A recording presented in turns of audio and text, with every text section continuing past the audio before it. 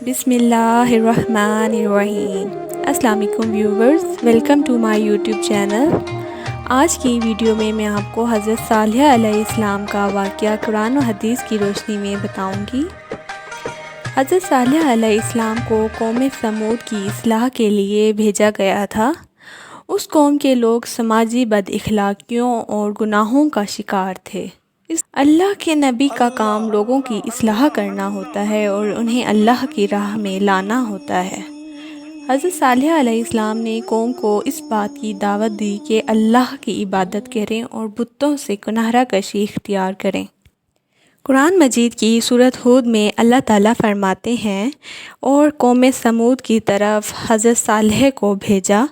حضرت صالح نے اپنی قوم سے کہا کہ اے قوم کے لوگوں، اللہ کی عبادت کرو، اس کے سوا تمہارا کوئی معبود نہیں ہے۔ اسی نے تم کو زمین سے پیدا کیا اور اس میں آباد کیا، سو اس کی مغفرت مانگو اور اس کے آگے توبہ کرو، بے شک میرا پروردگار قبول کرنے والا ہے۔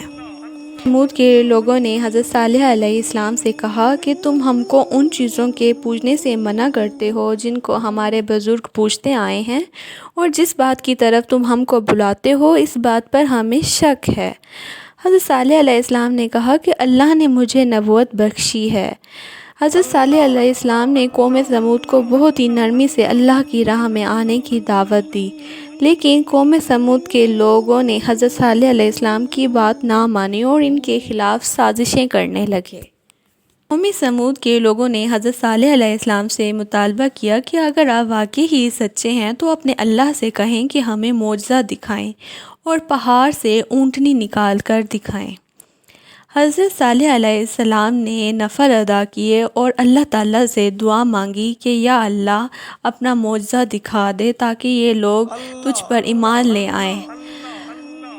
حضرت صالح علیہ السلام ابھی دعا ہی مانگ رہے تھے کہ ایک حاملہ اونٹنی پہاڑ پھاڑتے ہوئے نکل آئی اور لوگ اسے دیکھ کر حیران رہ گئے۔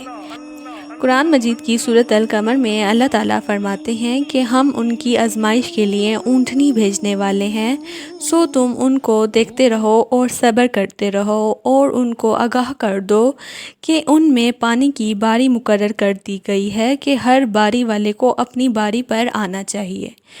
جب قوم سمود کی شرط کے مطابق اونٹنی چٹان سے نکل آئی تو اس قوم کے کچھ لوگ حضرت صالح علیہ السلام پر ایمان لے آئے، لیکن اکثر لوگ ہٹ دھرمی پر رہے۔ چنانچہ اونٹنی اس علاقے میں چرتی رہی۔ حضرت صالح علیہ السلام نے حکم دیا کہ ایک دن اونٹنی پانی پیے گی اور اگلے دن اور لوگ کنویں سے پانی پئیں گے۔ حضرت صالح علیہ السلام نے اپنی قوم سے کہا کہ تمہارے پاس پروردگار کی طرف سے ایک معجزہ آ چکا ہے، یعنی اللہ کی اونٹنی تمہارے لیے معجزہ ہے، سو اسے آزاد چھوڑ دو کہ اللہ کی زمین میں چرتی پھرے، اور تم اسے بری نیت سے ہاتھ مت لگانا، ورنہ دردناک عذاب تمہیں پکڑ لے گا۔ قوم سمود کے منافق لوگوں نے اکٹھے ہو کر یہ فیصلہ کیا کہ اس اونٹنی کو قتل کر دیں تاکہ انہیں سارا پانی مل جائے۔ لہٰذا اس علاقے کے ایک شخص کو یہ لالچ دی گئی کہ اس کی شادی علاقے کی خوبصورت ترین لڑکی سے کروائی جائے گی اگر وہ اونٹنی کو قتل کر دے گا۔ اس شخص کا نام قدار بن سالف تھا۔ وہ سرخ فام اور نیلی آنکھوں والا تھا۔ قدار بن سالف نے اونٹنی کی کونچیں کاٹ دیں۔ وہ درد سے چلائی تو اس کا بیٹا چوکنا ہو کر پہاڑ کے اوپر چلا گیا۔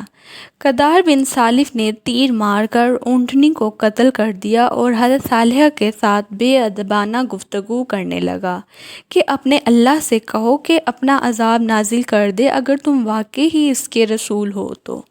قرآن پاک میں ارشاد ہے کہ پس نافع کی کونچیں کاٹ دیں اور اپنے رب کے حکم سے سرکشی کی اور بولے کہ اے صالح ہم پر لے آؤ وہ عذاب جس کا تم وعدہ کر رہے ہو اگر تم واقعی ہی رسول ہو۔ قوم سمود پر اللہ کا عذاب نازل ہوا اور اس قدر نازل ہوا کہ شدید زلزلہ آیا کہ پوری آبادی چکنا چور ہو گئی اور نیست و نابود ہو گئی۔ تمام عمارتیں ٹوٹ پھوٹ گئیں اور قوم سمود کا ایک ایک شخص گھٹنوں کے بل اوندھا گر کر مر گیا۔ حضرت صالح علیہ السلام اللہ کے حکم سے وہاں سے ہجرت کر گئے اور جاتے وقت مردہ لاشوں سے کہنے لگے کہ اے قوم سمود، میں نے تم کو رسالت کا پیغام دیا اور تمہارا بھلا چاہا، مگر تم خیر خواہوں کو پسند کرنے والے ہی نہیں۔ معزز سامعین، قوم سمود کی بستی کھنڈر بن گئی اور ان کی قوم کا ایک بھی شخص اس زمین پر موجود نہیں رہا۔